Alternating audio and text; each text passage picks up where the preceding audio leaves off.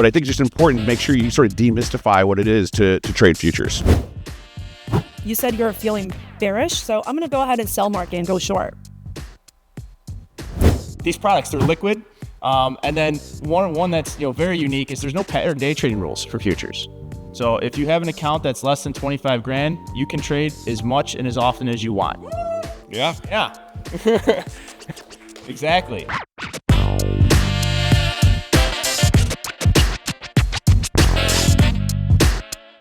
Really excited about this session. Obviously, last night we got a chance to introduce you to the new futures product that's getting ready to roll out. But how many of you have actually traded futures before? Whoa.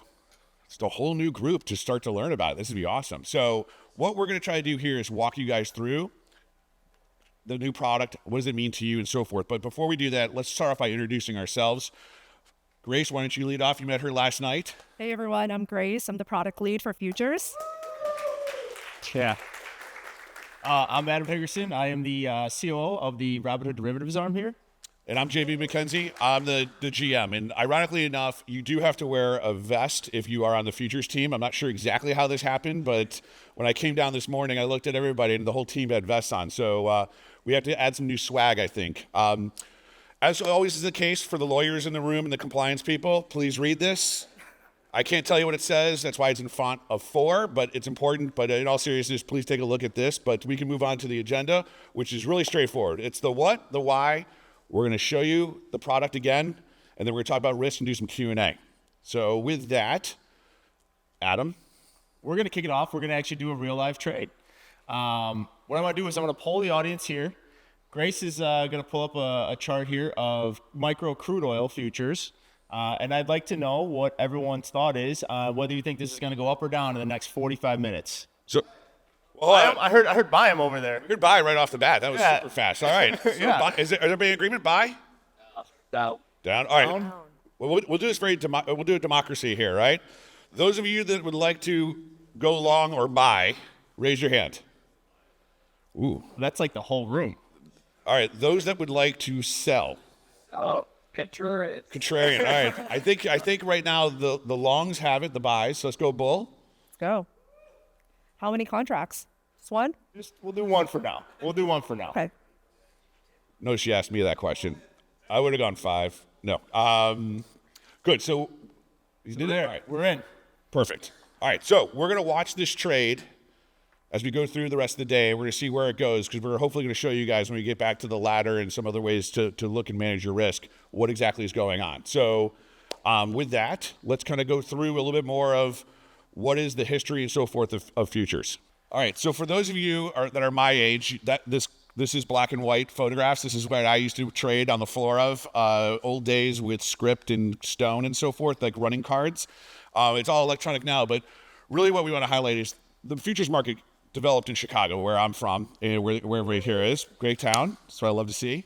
And the way it came together was bringing together opportunities for risk, right? It was the idea of the agricultural products coming through, buyers and sellers coming in to offset their risk and hedge their overall agricultural products. That has quickly moved and evolved, and now this is a global market that you're going to see offers all kinds of different products. Yeah. So let's break it down and actually look at what is a actual future. This is the true definition, right? It's an agreement to buy or sell an asset at a certain time in the future for a certain price. But what I'm going to do is I'm going to break that down a little bit and kind of give you more of a real life example. So I'm assuming a lot of people drive cars, and some obviously may drive electric, but let's just look at this from a gas powered machine for a minute. Let's say you go to a gas station in your car and you then want to go pay for gas, right? So, there is crude oil as a product we just talked about, which obviously breaks down into gasoline. And let's say you want to go in and you say, all right, I'm going to go to this gas station. I'm going to pay you $10, but I'm going to pay you $10 next week for this gas. That's pretty much what a future is. What you're doing is you're paying for something, and what you're going to do is you're going to pay for that in the future, and you're going to receive a product in return. And on the flip side, right, if you're the gas station, your role in this play is you're going to actually provide the gasoline to that individual, and then in a week, you're going to then receive that cash from it. So that's kind of like the high level, hey, here's what an actual futures contract is. And then what I want to do is move into what's the difference between a spot market, the option market, and a futures market. And when you think about the spot market, if I use that same example, right, where you go to buy gas, when you pay for that gas right there, you're paying for it on the spot, which means that you're buying it right away. You're buying it on the spot. You're not buying it in a future date. You're simply buying it right then, right there. The option market gives you the right? It gives you the right to actually own a particular asset, right? So it gives you a right to actually buy or sell an underlying asset. So it's a little bit different than the spot market. Spot market's a direct cash-to-cash interaction. The option gives you the right, but then when you flip over to the future, it's an agreement between two parties to actually buy or sell a particular asset in general. So those are kind of like the few different differences that we're going to highlight here between what's the spot market, what's the option market, what's the futures market. And the one thing I want to highlight here is stocks are different than options, which are different than futures. But the one thing I want to highlight here is the actual underlying core functionality of it is all the same. It's pretty easy, guys. You buy low, you sell high. Or in JB's case, you buy high and sell low. Let's be careful where we go too far on that. We want to compare how we do it. But really, I think what we really want to make sure you guys understand is while futures, and we'll go through contract specs and different, it's a different asset class, the way in which you invest in it is the same, right? You want to take the same strategies. You want to look at different price levels you want to enter in and when you want to exit. It's very similar. So whether you're going to trade stocks, options, or futures, it doesn't really matter as long as you have that same risk management thought process of I want to enter at this price and I'm really willing to exit along the same lines. Obviously, the goal is always to take profit when you can, but I think it's just important to make sure you sort of demystify what it is to trade futures. Yeah, so let's go through a quick example here. If I go back to the whole gasoline story, right? Like gasoline comes from crude oil. And crude oil futures are one of the most widely commonly traded futures. Obviously, we just placed a trade, which seems to be doing well so far. So we'll come back to that in a minute. But what that does is it allows traders to use these contracts to either speculate on the overall market or they have the ability to actually hedge in it. So if you think about like these large airline companies, these gas companies, right? They're all trading crude oil and they're, hedging their overall portfolio. And, what we'll talk about here is from a speculative perspective is these are, traders, retail traders, professional traders, institutional traders, basically anyone that is trying to look at advantageous, spots within the market where they could buy and sell and try to, make some profit based off of the actual underlying future. Then you have the hedgers, which is the other side of it. And the hedgers are the actual airline companies that I mentioned where they are using the crude oil in mass quantities. And so they want to have a fixed cost and a fixed structure, right? They don't want to have to worry about, is the market going to go up? Is it going to go down? They want to be able to know where are my costs going to be at. So I want to actually trade the futures market to avoid, any type of underlying changes overall there. And go ahead. I thought you were going to the next slide. No. We are going to the next slide. That's what I like to hear. So I think what's important when you look at it is the different type of asset classes. This is kind of what we talked about when it comes to futures, right? So futures, you have a wide variety. Well, we use the Board of Trade as the example to start, right? And that's where it was born from on agricultural products. Really what you have is you have a full array of different products you have at your fingertips with futures. You've got stock indices. That's the mini S&P, the mini NASDAQ, the Dow, the Russell. Probably the most commonly traded products among retail investors because most people own stocks. So there's a correlation between the two. We'll talk about that a little bit later. A lot of people, energy, we're talking about energy, crude, natural gas, gasoline. You've got metals, gold, silver. You've got currency. You've got crypto out there. So there's a wide variety. So when you look at the futures market, it actually can allow you to access any of these different asset classes from that same account, which is a great thing for you to have at your fingertips depending on what you're looking to do from your investment side. Yeah, and one thing I want to highlight, though, with futures is the specifications of it, which are what we call the contract specs, they are different. It is a different asset class. It's a different animal. And one thing I always tell people is before you want to get in and start trading futures, what you want to do is actually understand the product and the specifications and how they work. And what I'm going to do here is we'll break it down. So first off, futures have a different symbol, right? You're probably thinking, what's this slash that's here? Well, the slash is what we actually denotes that that's an actual future symbol. If you go in and you try to just type in ES, I believe that comes up for a company called Eversource. And so you're actually trading a different company versus actually trading the ES, which is what we call it's the E-mini S&P 500 futures contract. Totally different. Two way different asset classes, right? So you have that root symbol there. Oops, sorry, let me go back. You have that root symbol, which is ES. That's like, hey, this is the underlying futures symbol. So you have /ES, so that's the future. And then futures, they do expire. And the next, three symbols you'll see there is the month that it expires and then the year that it actually expires. So usually someone asks the question, why is this set up this way? It had nothing to do with us. This is actually how it goes back in the days when the exchanges, when you used to write them down on cards. So they did the months based upon the letters, so you wouldn't confuse things through there. So this symbology is coming directly from the exchanges and how it works there. But it is something that's a little bit different. And again, this is one of those things we talk about, really understanding what you're looking to trade, because this is not sort of one of those things where you can type it and just kind of forget about it. You have to really spend the time to make sure you understand what it is, because there are going to be other contracts. Like in this example, there's contracts that for the mini S&P that are quarterly expirations. So you have March, June, Sep, and D. So there's 4 different contracts that are out there. So if you're not paying attention, we're going to try to make sure you know where the active month is, but you can very easily move into a non-active month, which just means there's less volume and open interest.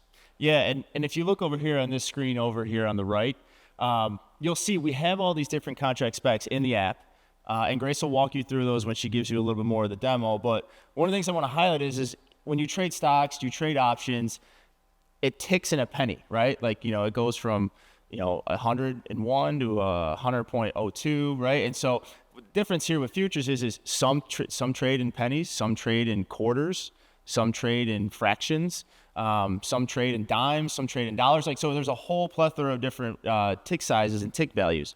And so the nice thing about us, though, here at Robinhood is we break that out for you very easily. So we let you know, and for instance, in this scenario, for this contract, it trades in 0.25 increments, and each tick is worth $12.50.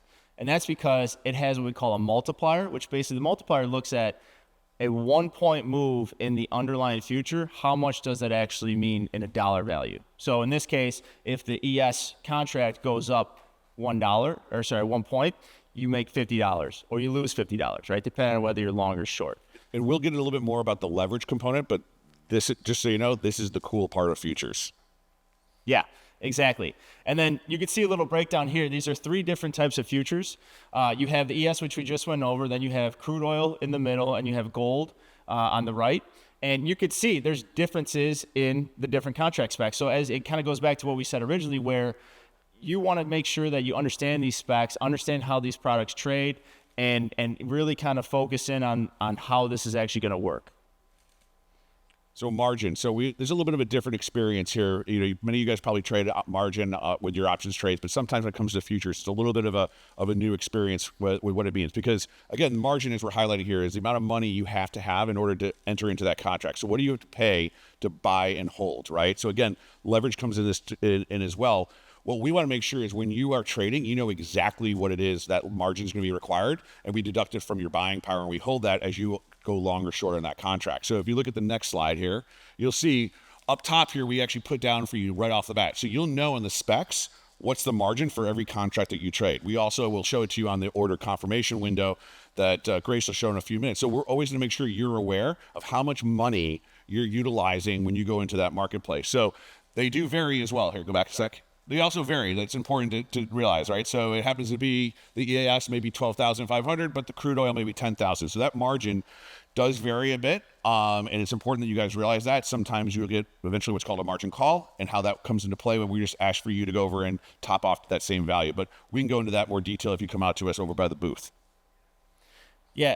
So then this brings up the margin aspect of it, where you have the ability to use leverage with futures, and that is one of the things where, for my compliance friends over here, which we have to kind of mention, that it can amplify gains and it can amplify losses. But one of the ways that I look at it as from a capital efficiency standpoint. There's these products where you have the ability to actually utilize your capital in the most efficient manner, because you could put on similar type of positions in the futures market than you can in the actual equities market.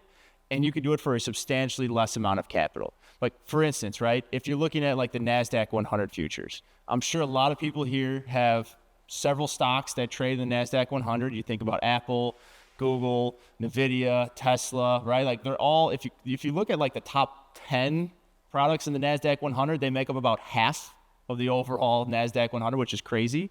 And you can put on a similar type of portfolio where you could actually have a similar position, like a similar market in terms of market risk in terms of being long the actual future, and you could be long the stock. But it gives you can have it, but you have a less amount of capital that you need to put up for the overall future.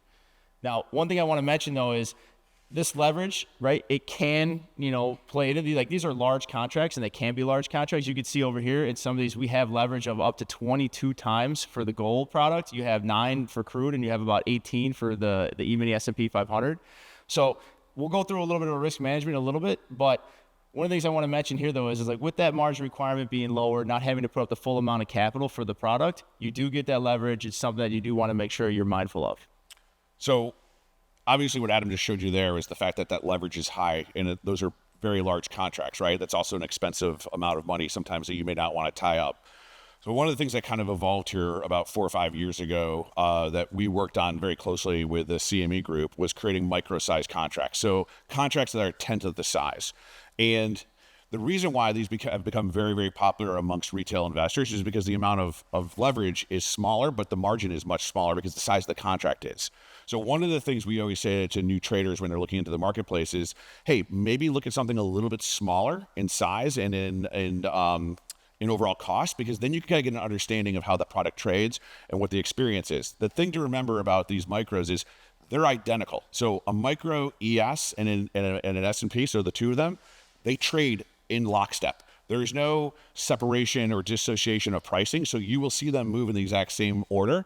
So it's just a different size contract. So if you go to the next slide, here's what you'll start to see. So that margin requirement we talked about before just got a lot smaller. So when you look at it, you're seeing for mini S&P, you're talking about $1,200, $1,250. The leverage still there, right? Still 22 times, but when it moves a tick, it's only going to have a different value of $1.25, right? So a little bit less of a dollar value move.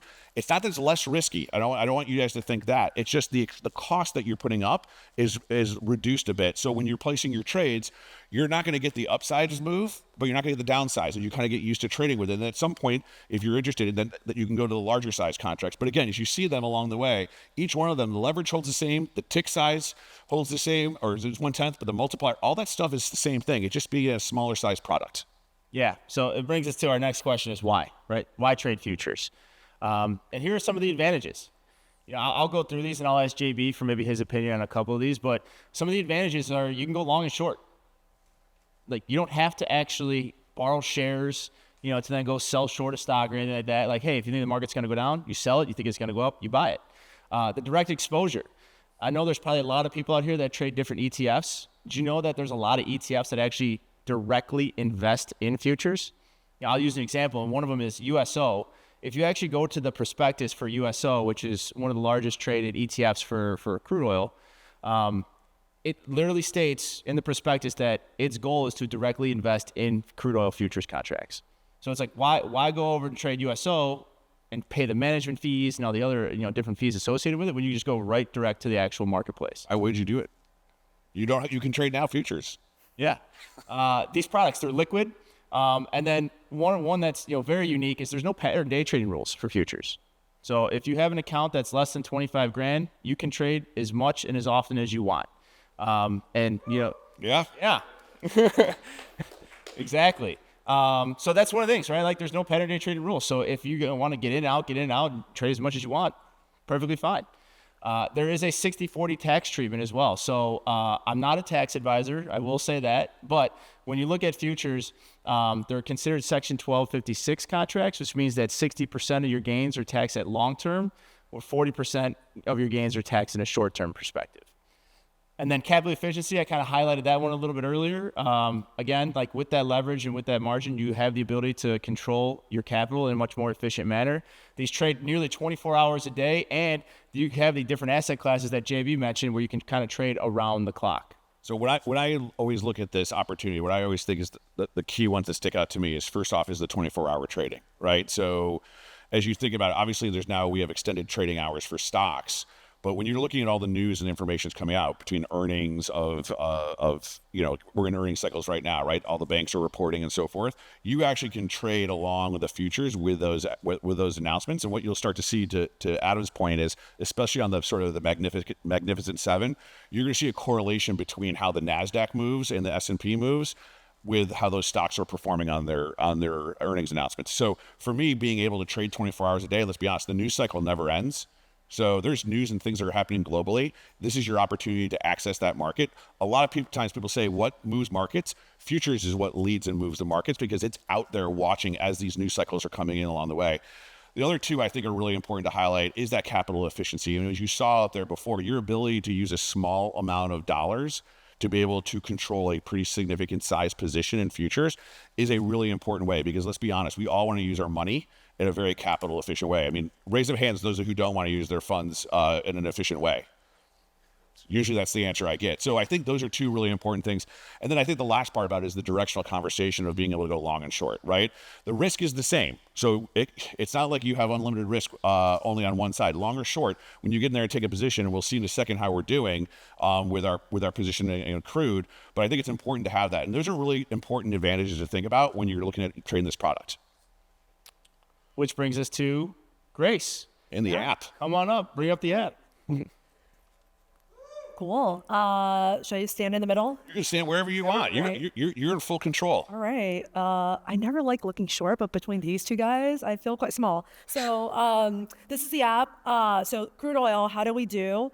So we entered in earlier, and actually I was watching, the price moved up and down, but right now it came down a little bit. So your open P&L is $2, now flat. There you go.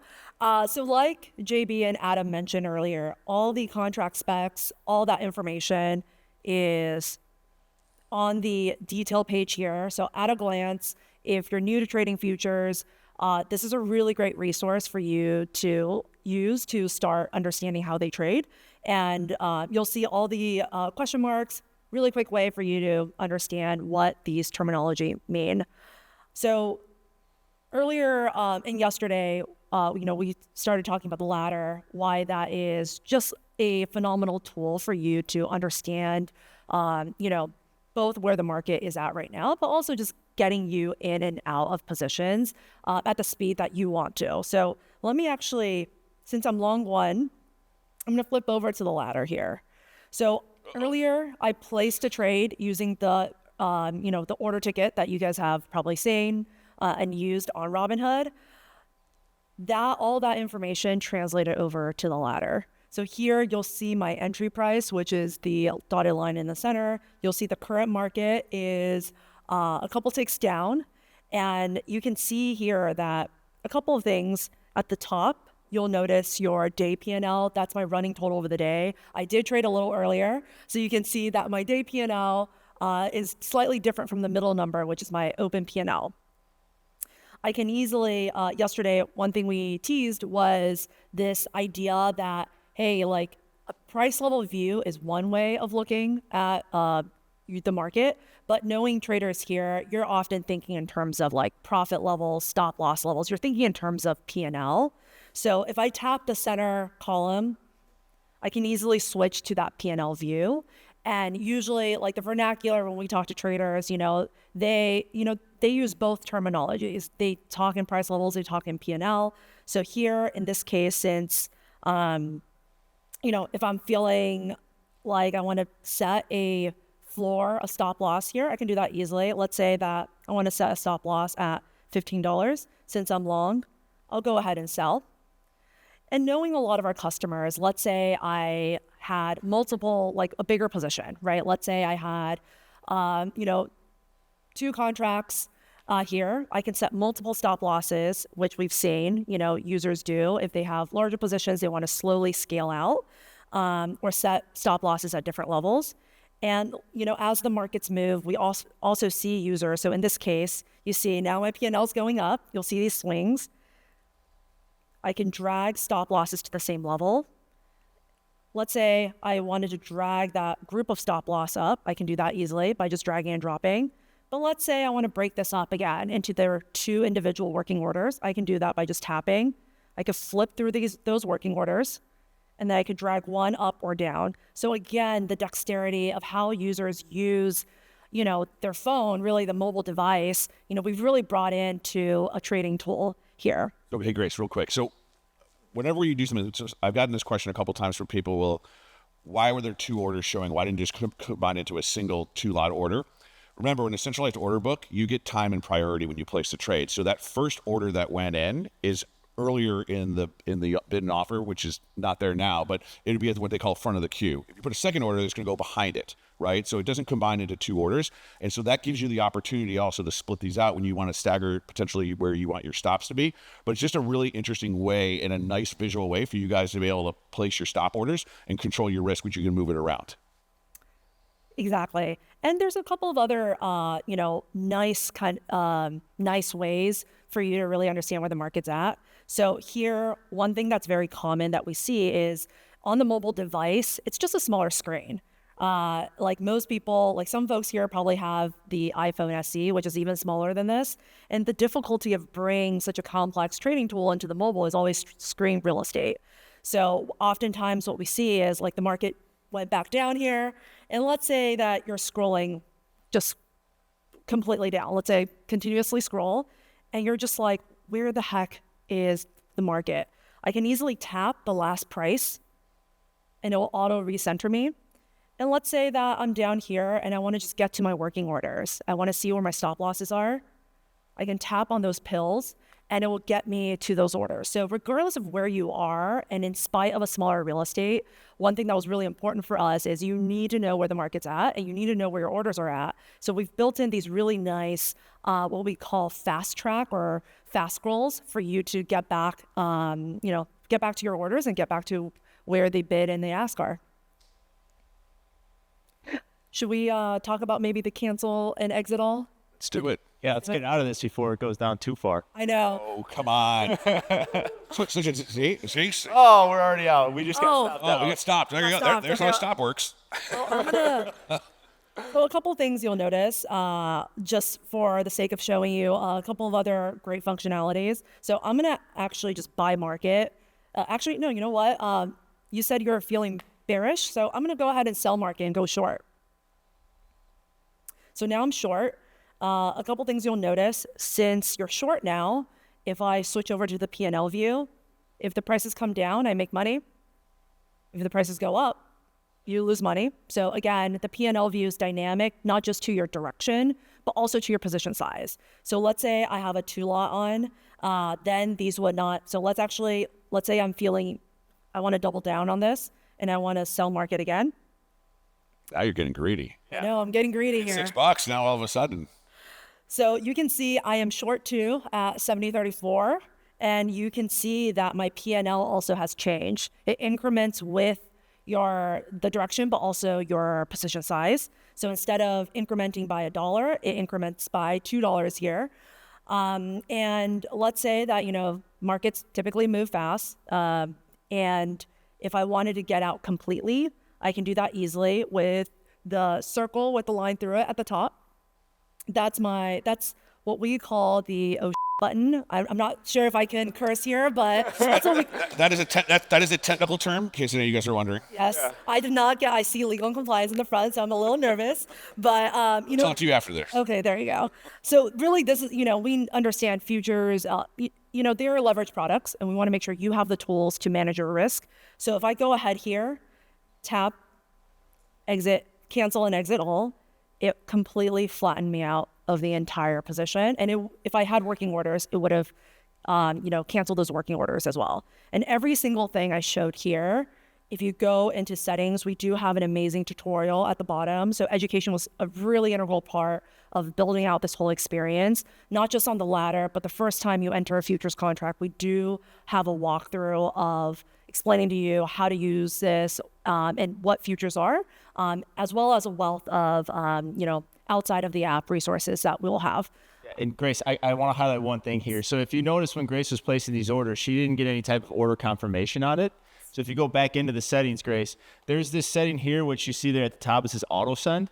The auto send, what that does is it removes the actual confirmation. So if you're new to this and you want to make sure you're placing these orders correctly, if you turn that off real quick, Grace, What you can do is you click on a price. And let's say you want to buy at 70.15 and you hit buy limit. It'll actually bring up the order ticket. So you are, making sure. So by default, I want to mention will be on.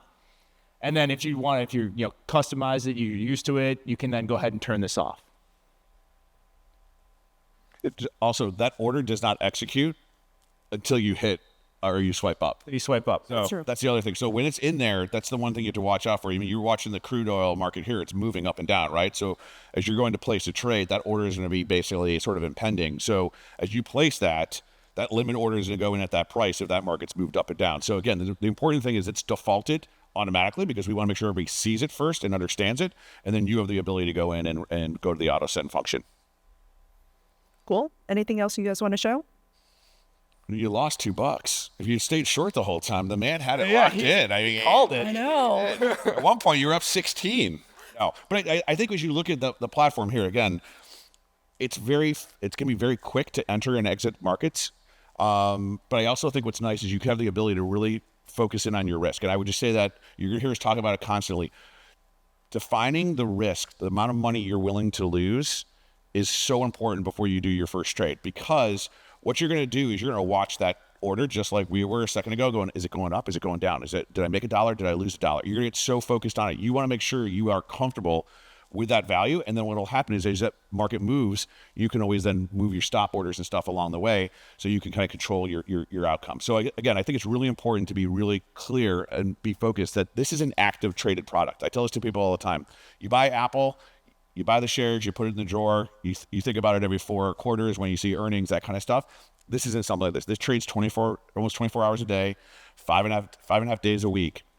You have to be paying attention to it because, as I said, when the markets move, there's some geopolitical piece of news that's most likely having an impact on it, especially something like crude oil. So being focused and understanding that will make you better investors and traders because that's what this product kind of requires in order to be successful with it. Yeah, and that's, I would say, one of the main reasons why we made it so easy for customers to track their P&L and place stop losses where they're willing to close out of their risk altogether.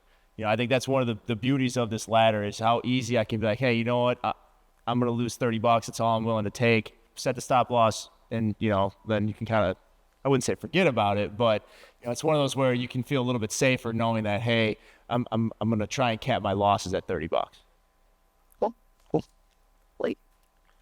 All right, back to the boring stuff of talking about risk again. But we just talked about it. I mean, one of the things we want to mention, and JB kind of hit on it, is these products are volatile, right? So again, this goes back to what we were just talking about, how you want to make sure that you're properly managing your risk and watching this product because you can move quickly, especially around these economic events. I mean, when the FOMC comes out with their announcements, when you get any type of earnings announcements at 8:30 a.m. regarding like unemployment, CPI, any of those numbers, you could see these things, the whole market will start fluctuating pretty quickly. Yeah, I think one of the things you're going to hear us talk about a lot is those economic numbers because that futures market is open and is very much is reactive to what came out. Today was retail sales, for example, came out way better than expected.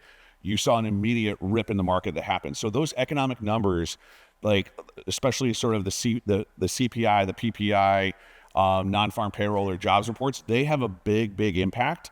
But you also have to remember, depending on what you're trading, and I'll use crude as the example, there are different economic events that come out that have a different impact on the crude market. So I don't want people to think, oh gosh, the retail sales number came out, not a big deal. You got to wait to find out what happens for crude inventories that comes out, and that's going to have an impact on the crude price. So you're going to say whether or not OPEC Plus, are they going to reduce supply or increase supply? You'll see those announcements, and then you'll see the movement in the market occur right off the bat. So I think that's an important thing to always remember on economic events. The other time it's incredibly volatile, and it's important that you guys know is that market open. Market open and market closed, just like in the equity markets, there are a lot of people that are queuing up orders and people coming into the markets. So you can see where the markets will move and gap. So again, what we want to do is make sure you guys are aware of these things. So you put it sort of into your tool belt of investments. So when you open up and you're looking at it, you're not like, whoa, what the hell happened there? That was crazy.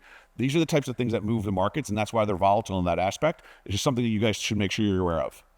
Yeah, it comes back to the loss, right? Like this is a little bit different than trading stocks, right? If you buy a stock and you just use cash, right, your whole loss is capped, right? It goes down to zero, it goes to zero.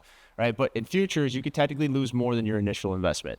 That's where that leverage comes into play, because the margin that you have is going to be used as kind of what I would call like a good faith deposit, where we kind of set that money aside. But the thing is with the leverage, you could potentially lose more than that. So it goes back to, again, what we were talking about, where you want to make sure that you are properly mitigating your risk and watching it, because it is one of the most key fundamental areas of trading futures, especially learning futures, is you got to make sure that you know how quickly these things can move. And, you know, what I would always say is start small, right? Like start small. You know, if you're just new to this, put your stop losses in there at a lower price, right? Like if you're willing to risk a little bit more, sure, right? You could trade larger sizes. You could trade, you know, and widen your stop losses out a little bit more. But you always want to make sure that you protect your money and that you have the proper risk management in place so you avoid, you know, these margin calls that JB kind of mentioned a little bit ago. And remember, you can always step into a position, right? You don't have to, let's say we were saying earlier, how much you want to trade. I want to put a 5 lot out there or a 4 lot. You don't have to put all 4 in the market at one time. You can actually put one in, watch it start to move back and forth, put your second one in, and slowly step into it. That is a very sound thought process when you're going to investment versus just saying, hey, I want to go all into it. I think sometimes people forget it. The other thing is, you know, my dad used to say this to me, you know, taking profits, not a bad thing. So sometimes it's also where you kind of grind on the ones that are losing. So he used to have a full head of hair until he started trading futures because he used to grind on the losses. But when you actually sit there, you really watch it. It's the same thing on your winners. When you are making money and you have a positive P&L, there's nothing wrong with reducing your position a little bit and taking a little bit of profit off there. Again, that should be in any asset class. But I do think when it comes to futures, because of the fact that the market moves so fast, sometimes people forget, or they're willing to say, oh, I'll just let it go a little bit longer. There's nothing wrong with saying, hey, you know what? I had a 2 lot out there. I'm going to go take $10 and put that in my pocket and then go let my other one work a little bit longer. So just as you think about that, there are different techniques you can do without just having to say, hey, I want to put a 4 lot in there and see where the market goes. Yeah, and then one thing I want to mention too is there are costs associated with trading futures. Not only is there a commission, but there's also exchange fees, and there's different regulatory fees that are associated with it.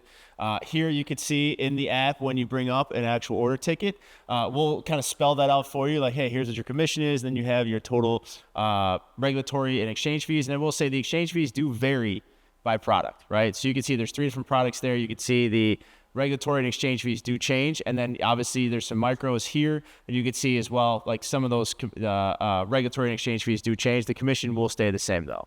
But as Vlad said last night, right, what we've done with this commission is to take it down, right? We have gone and we've pushed the market down compared to where other brokers are in the marketplace, because we also know that this is something that's new for a lot of you guys investing. You're saying to me, hold on, a commission, everything's been commission free here. This is a little bit of a different type of product. That's why we want to make sure we lowered the barrier for entry when it comes to that price point. And again, you'll see that on that order ticket when you guys look at it every single time. It'll always be very clear. It'll tell you what your savings is with gold, but it's our goal is to give you as transparent and simple pricing as there is. All the market data, everything else is all included in there. There's nothing else that you're paying for other than the cost of the trade. Yeah. So next steps, go educate yourself. I think that's one of the most important things is to really educate yourself and learn about these products.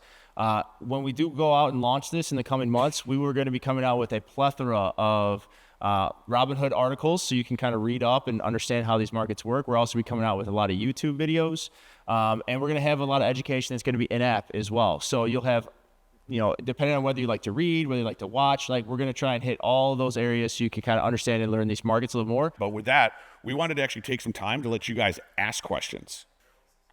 Yeah, so the question was about physical delivery of certain commodities versus cash settled. So yes, we're going to bring a tanker to your house. I hope you're cool with that. No, we do not. We do not facilitate any physical delivery of any of the products. So whether that's gold, whether that's crude oil, what will happen is if you actually, I think, bring up the last trade date, is that you're going to? Go to the specs here. Yeah, so on the specs, you'll see what the last trade date is, and we'll walk you through that. Yeah, so you'll see here on the contract specs, it tells you whether this product's going to be cash or physically settled. And if it is a physically settled product, again, like Robinhood does not facilitate delivery. So that date that you see there, last day to trade, that is the last day that we're going to ask you to close your position. I will say if you don't close it by that day, then we will have to unfortunately go in and close that out. We will take care of that for you. We would prefer that you did it yourselves, but yeah. And again, Right. But As I said, we try to make it easy for you, where all you need to do is just go to the page. You can see, oh, I have to be out by this day, and then you can kind of go from there. we'll also get a note from us. A strongly worded note will be sent to you that says, "Hey, please be aware that this is coming up." If I want to trade in a commodity, is there anything that tells me which reports relate to that commodity? So, which economic indicators that are that we think are strongly correlated to that product? That's your question, sir? Yep. Okay. We don't have something yet in app that's going to have that. We are working to kind of highlight that for you guys as part of the Learn articles. So we do highlight some of them by asset class, but it's one of the things we're going to be building out. It's not there today, but in the near future, you'll have that. It's not in app. So there's not going to be anything on here that says, hey, make sure you're aware non-farm payroll is coming up or anything along those lines. It's an interesting idea that I may put down on my list of to-dos that Grace would love to add. So I think it's an interesting idea for us to give you that heads up of it. Yeah, it's definitely something we've heard, and it's definitely something we've talked about as well. Oh, We got a question over here. sorry. We'll get 1 second. Go ahead. Come back to you. Yeah, I didn't see in the demo, and so maybe it's on a wish list. Trailing stops, which are I see now available on stocks through Robinhood, but would it be coming here? It's another one for Grace. Yes. The question was around trailing stocks. Trailing stops. Okay. Yeah, I'll actually stand. I'll stop sitting. I've been sitting all day. Trailing stops. Yes, we do not have it at launch. It's something, again, we've heard a lot about, not just for futures, right, across asset classes as well. Definitely something that the team is looking into. Yes. So, Yeah. Go ahead, sir. Just everybody here. He asked about the question about if I wanted to sell gold, do I actually physically have to have gold like you'd have to do if you were doing the option of a stock? And the answer is no, you do not. So that's where the margin requirement comes into play. So both buyers and sellers both put a margin requirement up as like what I call a good faith deposit. And that margin requirement is all that's needed to enter into a position. Whether you want to go long or short, both sides, they put up the same margin requirement, and then that's what's being held aside. And so basically what happens is we deduct it from your buying power. But you don't need to have any physical gold. You don't have to worry about having any crude oil or anything like that. It's simply, as long as you have the cash to put the margin requirement up for it, then you can go ahead and you can trade it. Oh, go ahead. Zach first. Good afternoon. I probably should stand next to the speaker. I've got a question about the haptics and the alerts, essentially, when you're on the ladder. I did notice that you do have a confirmation dialog, and I'm very interested in using the ladder, but sometimes I might be using it in maybe a high-stakes, stressful scenario. I'm sweating. My trades are going bad. Well, if I'm sliding up and down the ladder, and let's say I want to change my position, there's no functionality from what I can see similar to Apple Pay, where if you want to confirm your purchase, you hold down for a second or two. So it would be pretty good if there was an option or a setting or a slider to change how long you had to hold down to confirm the slider movement. I might want to use it immediately, and I've talked about this outside at detail, so they might talk a bit more about it with you later. But there we go. I want to change my position. I want to hold down for half a second in case I'm moving through the city, it's raining or something like that. Maybe I'm not sitting at home in a comfortable place where my screen is dry, and I don't want to miss the trade or to hit the touch at the center, and all of a sudden my position at the top just lost me $3,000 or so on and so forth. So haptic options for the ladder would be almost a necessity. And I think legal might like that too before someone make some accusations. Thank you. great question. Just to repeat the question, I think the question was around like customization on haptics and on the ladder, especially in higher stakes situations where maybe you don't want to just drag and drop and your orders in. You want a little bit, I'm hearing like speed bump along the way. So yes, that's definitely something. Please give the feedback. The initial, the product is never finished. Yep. This is our first kind of iteration of it. We love for you guys to try it out at the demo booth. That's already really great feedback. We've actually debated that quite a bit internally. So it's good to hear live users trying to use this. So definitely, I know there's a couple of folks in the back who are taking notes on these product ideas. But yeah, customization is just in general is something we've heard of and is pretty top of mind too. Oh, sorry. I got hear you. Hi, I'm happy you guys brought futures, but quick question: when you guys expect to bring options for futures? I'm gonna have to leave the room now because of where that's going. It is on our roadmap. So the first thing we wanted to do is get the futures product out and launched, right? And so basically the goal for it is to get everybody understanding what the product is. We are looking to bring out options on futures in the future, no pun intended. It's not in the, I would say, in the immediate roadmap, but it is a very short following roadmap. Is that fair?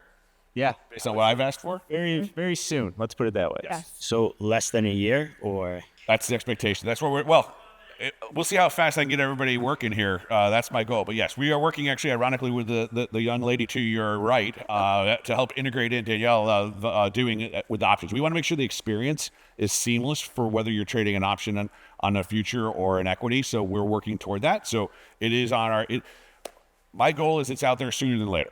awesome. And then last question: I noticed you guys have last price notification, or not notification, but when you scroll down, can you have it somewhere where the last price is always still showing, regardless where you're scrolling? If that makes sense on the ladder. Yeah. Yep. You guys want to flip over to the ladder real quick? I don't know if you guys are able to flip over. You're up. Oh, There you go. oh, there you go. You're trading again. I am. I went short. I went short again, and I'm making money. There you go. Yes. So you mean something like this where you're not scrolled away? Yeah. So like I understand what the price is generally, but I would like to still know what the last price was, regardless of in between the ladder is technically the last price, but it would just be nice to see the actual last price Yeah. the whole entire time. Yeah, it is. It is there. It's a little bit more visible on the phone, but that's actually a good feedback. We didn't think about that candidly, but I'm sure someone back there is writing some of these down. But thank you for that. No problem. Thanks, guys. Go ahead.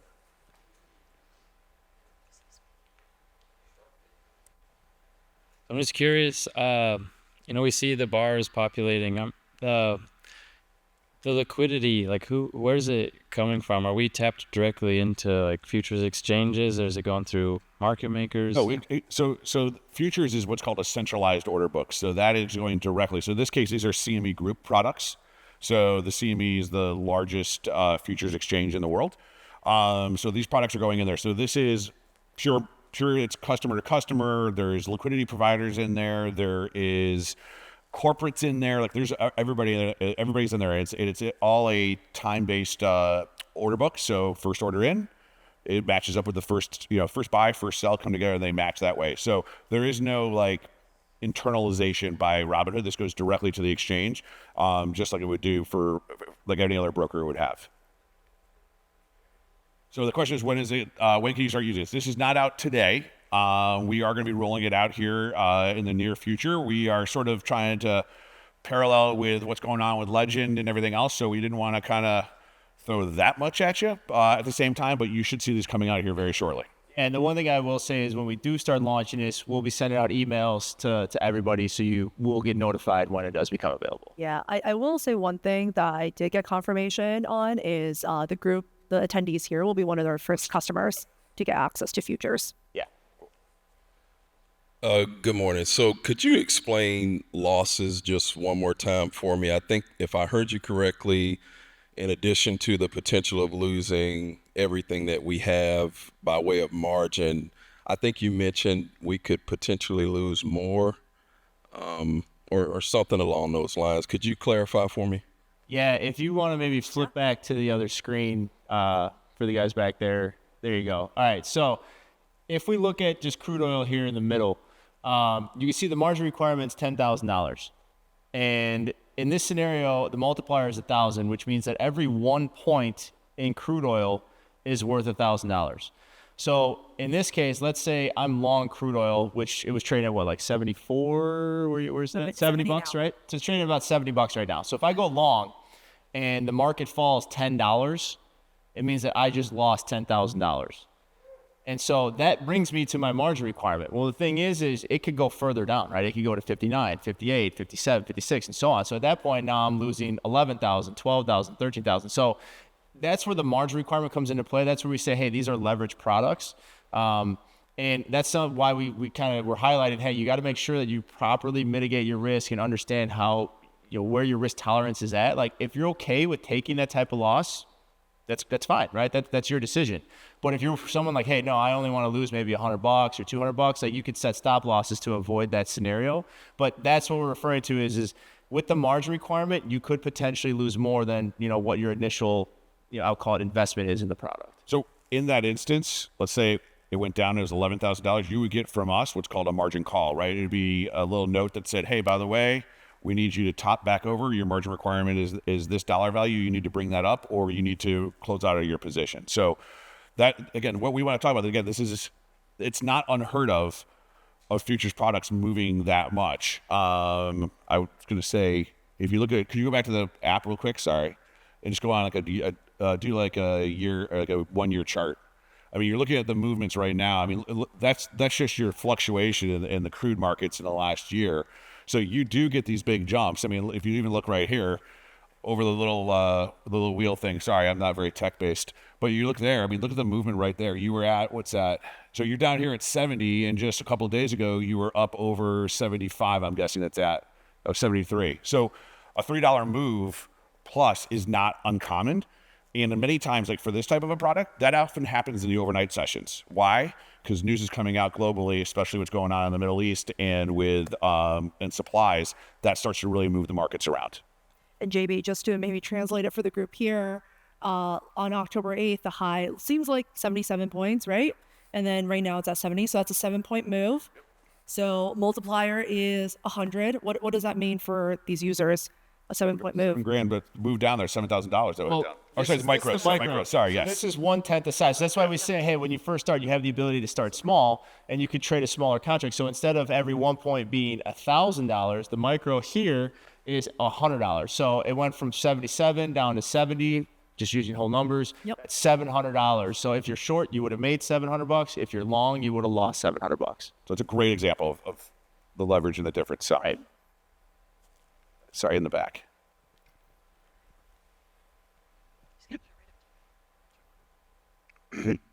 So I have a question on regarding using the chart to place my orders. So I see that I can place orders in the ladder, but let's say I want to use EMAs and things like that based on the chart. Is there a way that I can do that while looking at the chart, or do I need to be looking at a chart in a different device?